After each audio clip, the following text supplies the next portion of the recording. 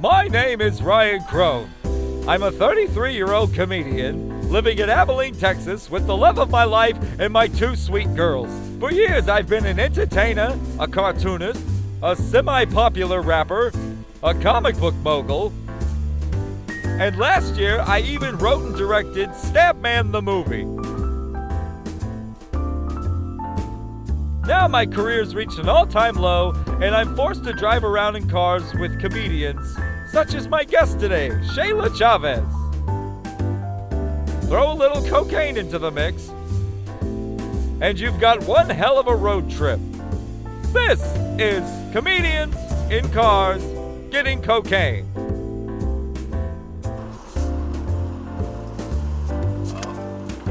I think we found her, folks.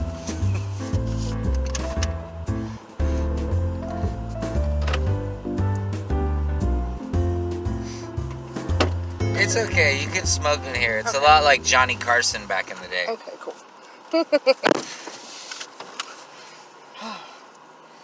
Stop by the 7-Eleven up here so I can get some more cigarettes. Yeah, no, totally. Totally. I don't mind at all. So, Shayla Chavez, Big Juicy. How did you come with that name for yourself? or are you just describing things? No, not just describing things. I was watching this prison show, and there was a big ass black lady on there. Her name was Big Juicy, and like she ran the place. Oh. So like she was huge, big. I remember Big Juicy. Yeah. So. Wait, I thought. Oh, that was Poussey. Poussey was the one that got killed in season 2. She did. And it was wrong. It was wrong. It was wrong. How dare you fuck with our emotions like that? It was horrible. Oh. But yeah, from this prison show, there was this bitch named Big Juicy, and I just kind of took over that name, and it stuck. I wanted to get rid of the big, kind of like fat joke. Got rid of fat, but I don't care. It suits. Just get the fat jokes out of the way. Fat jokes out of the way. That's why I make fun of myself more. It's easier that way.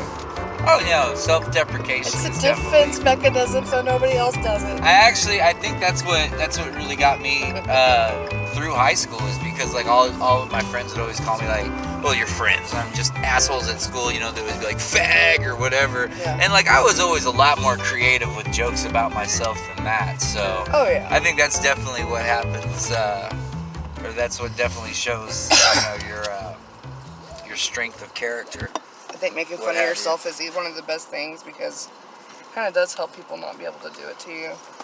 So it's easier to make fun of yourself. But when people do it, I'm like, all right.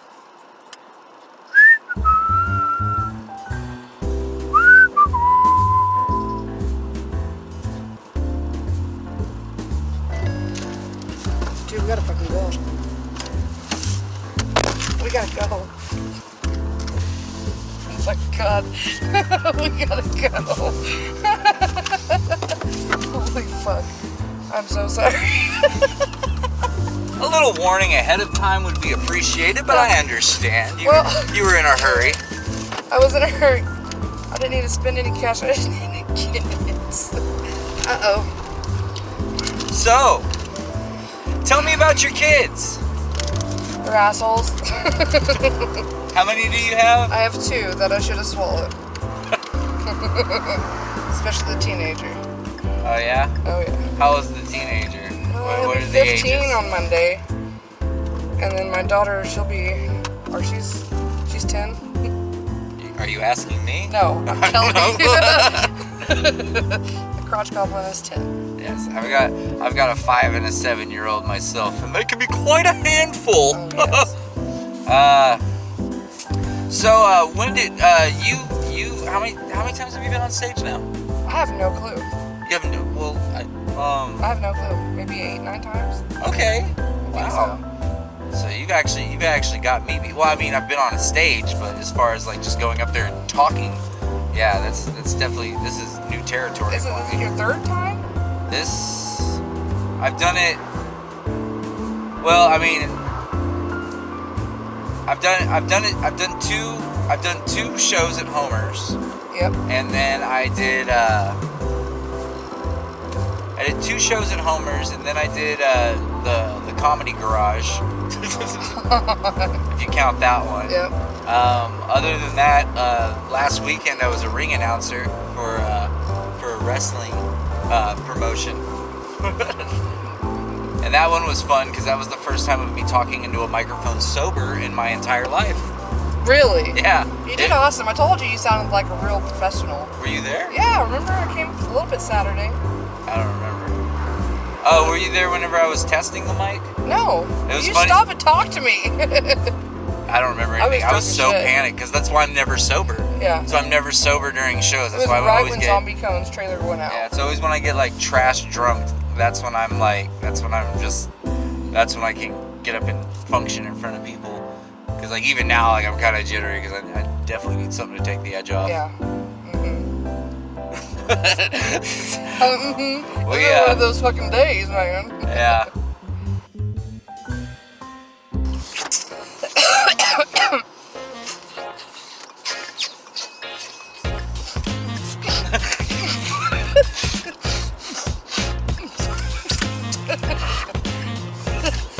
Holy fuck. So who are some of the comedians that inspired you? Jim Carrey. Most definitely. You like the coked out one version of him. The coked out Version of Jim Carrey. Because of the Ace Ventura shirt? Yep. Definitely Jim Carrey. Lucille Ball. Who? Lucille Ball. Who's that? I love Lucy. Oh, Lucille Ball. Yeah, Lucille Ball. Lucille. Lucille Ball. Lucille Ball. Who do you think is like hands down the greatest comedian of all time?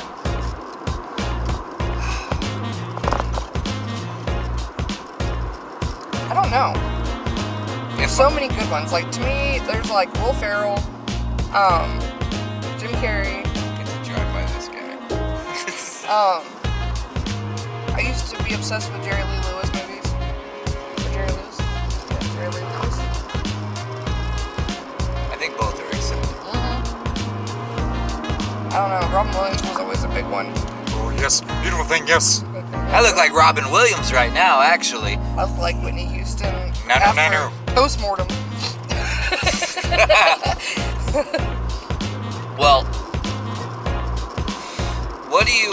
how do you feel about, wait.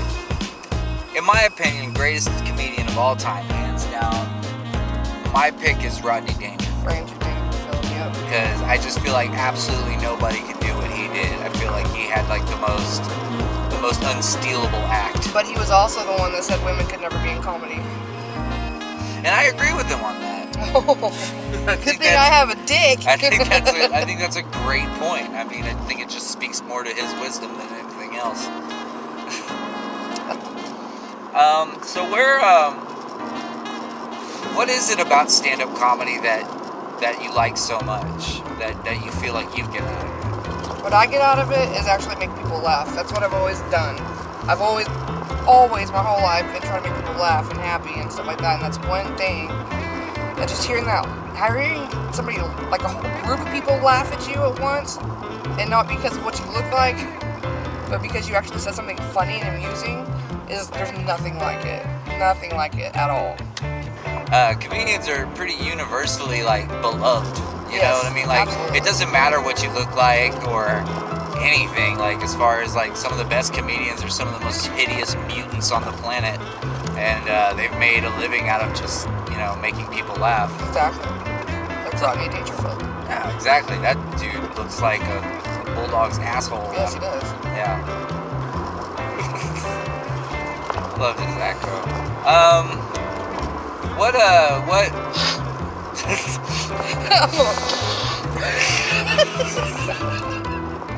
I've got. Woo!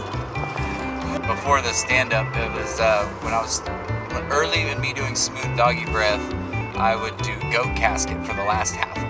Yeah. Like I would come out as a rapper, and then I would put on a wig and invite volunteers from the audience, and they would put on, the drips. It's hard to talk with the drips. in the back of my throat.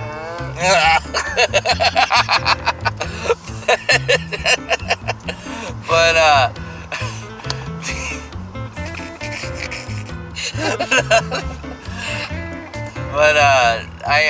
I did goat casket one time solo with no warning beforehand, no getting the volunteers. I got all the volunteers ahead of time, and we were the first band that showed up. And I got really drunk and I forgot all the words, and nobody liked us. Like, I didn't even know how many people were at the show until the next band started.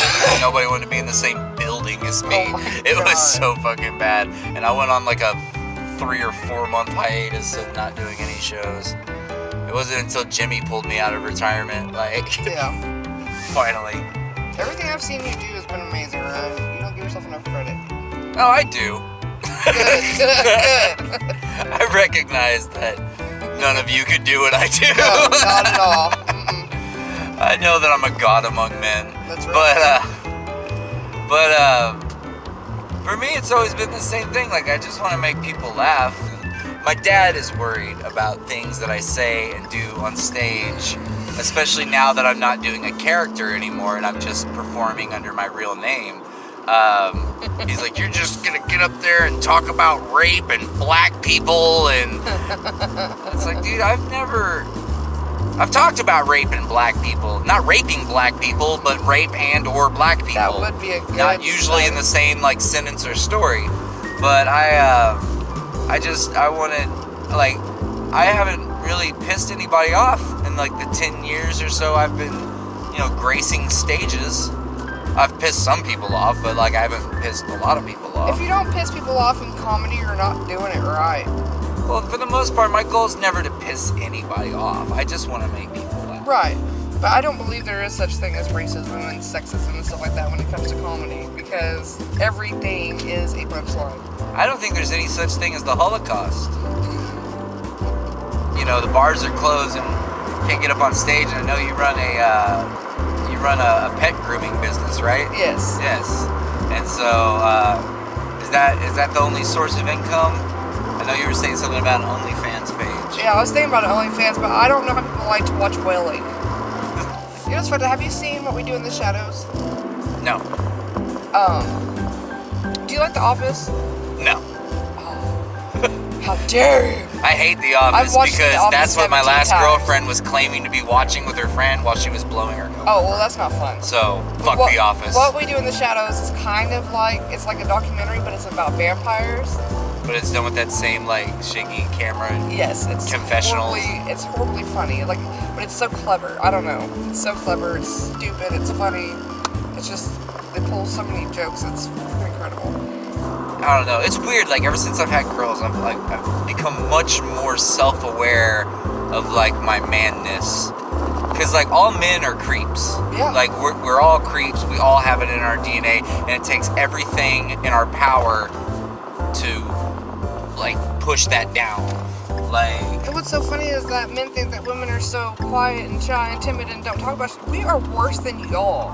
Like, I don't know how many times I've sat in a group of girls and be like, would you ride that dick? This guy would walk around and be like, can I see your penis? Like, it's just one of those things. Like, we are horrible. We are horrible people. Or be like, watch, I'm gonna go fuck that guy right there. And just like go pick a guy out and get it. Because we can. Yeah. Guys do it, and we're all like, what the fuck? Well, we can too, but then it's rape. Yeah. That's why we drug them. But we can too. Date rape. I didn't say nothing about a date.